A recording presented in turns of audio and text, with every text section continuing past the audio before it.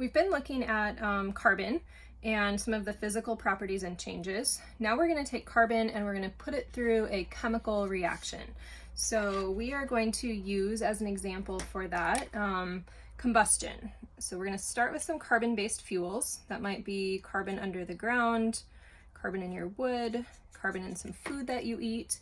But we've got carbon, and we are going to take that carbon, also carbon is the black atoms here.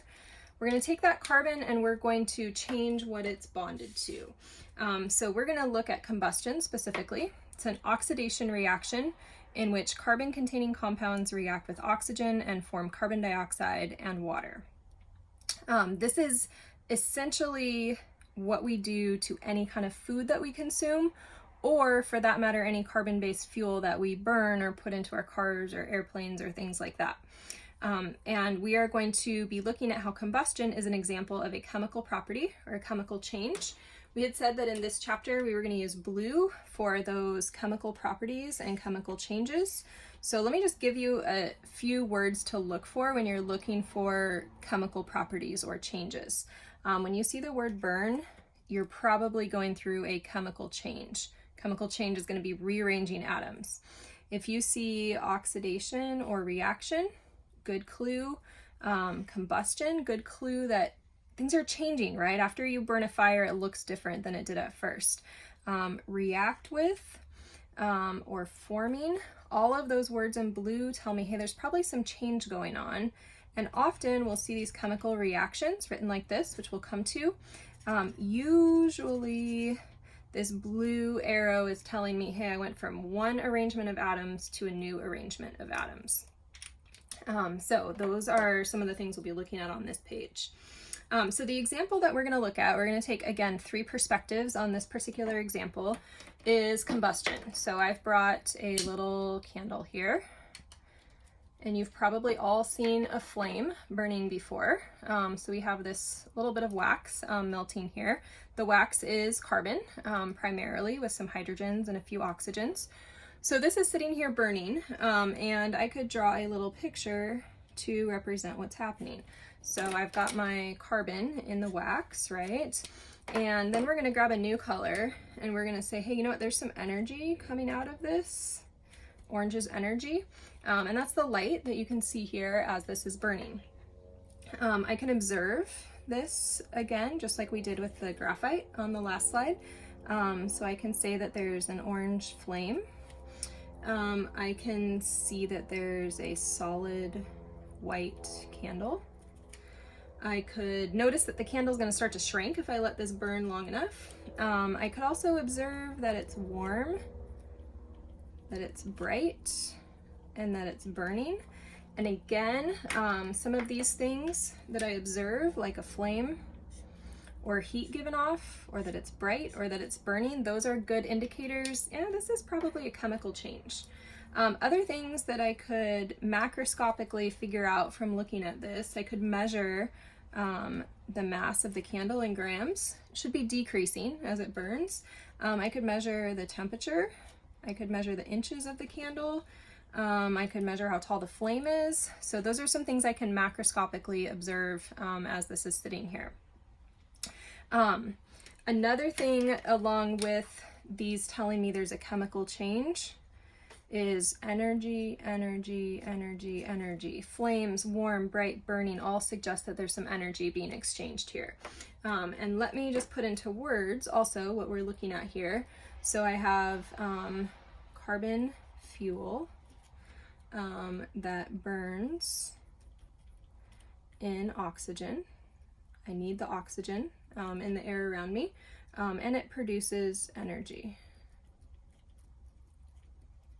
So that's kind of our 4th perspective, is to say, hey, can I take what I'm seeing and putting it into words? So my carbon fuel burns in oxygen and produces energy. That's the words for what I see here. Next up, we want to take a particle perspective on what's happening here. So this is one way of drawing the particles with these atoms. I have this group of atoms, which I've also built here. This is methane, which is in our stoves and anything gas powered at home. Oxygens, we saw some of these molecules on the last slide. So there's oxygen, and I've got 2 of them. And then those turn into, so if I take all of those atoms and I rearrange them, those would turn into a carbon dioxide. So carbon and 2 oxygens, and then 2 waters. Those would be what I would call my products. So these are my reactants. If I take all those exact same elements and rearrange them, all those little atoms, and rearrange them, these would be my products.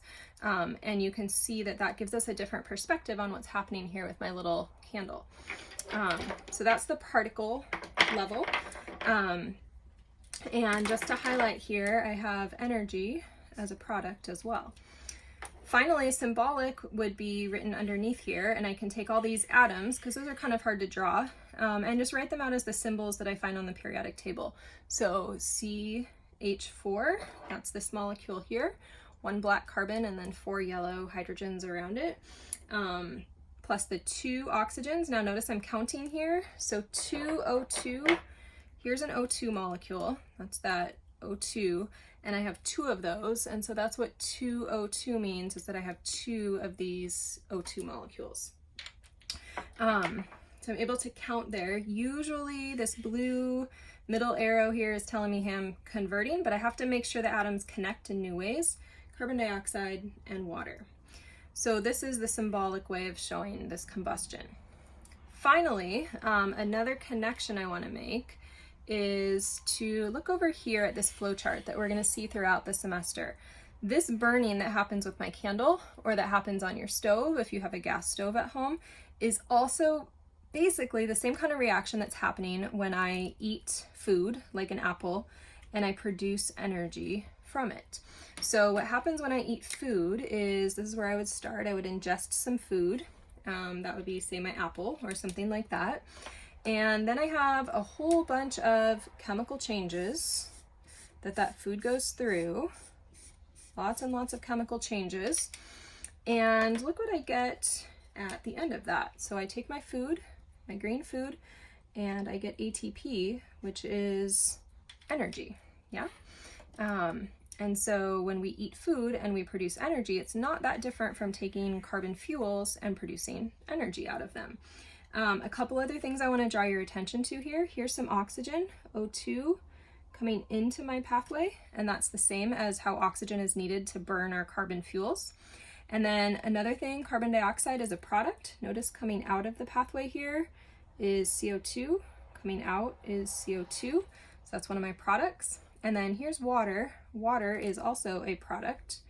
And so just like fuel plus oxygen gives carbon dioxide and water, fuel plus oxygen gives carbon dioxide, water, and energy in both cases. So I think that's really cool, that if you can look at a flame, you can kind of know the same exact chemistry is happening inside of you.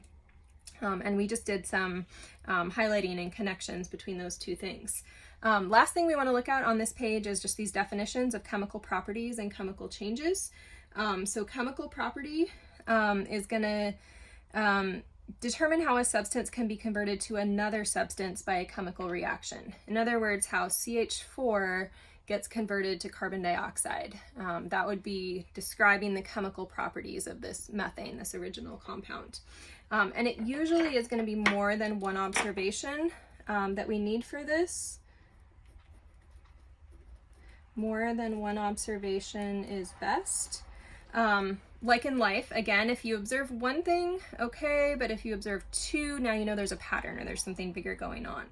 And a chemical change is going to convert one material to another. So we say took the CH4 and converted it to CO2.